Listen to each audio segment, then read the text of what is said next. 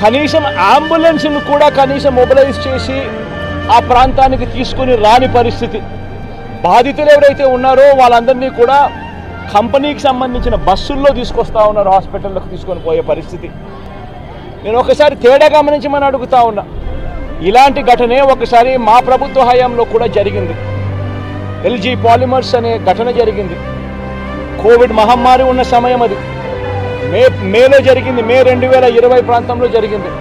ఒకవైపున కోవిడ్ మహమ్మారి ఉంది, ఉన్నప్పటికీ కూడా ప్రభుత్వం ఎలా పలికింది, ఎలా స్పందించింది అని ఒకసారి కంపారిజన్ చేయాలి.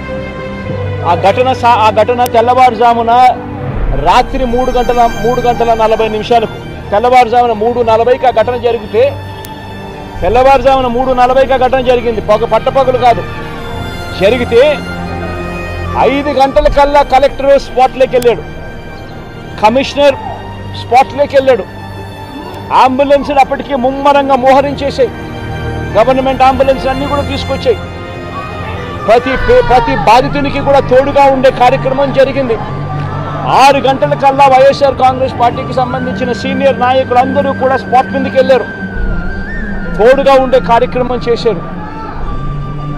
అదే రోజు 11 గంటల కల్లా, మధ్యాహ్నం కూడా కాదు, మధ్యాహ్నం కాకమునిపే 11 గంటల కల్లా ఏకంగా ముఖ్యమంత్రి అంటే నేనే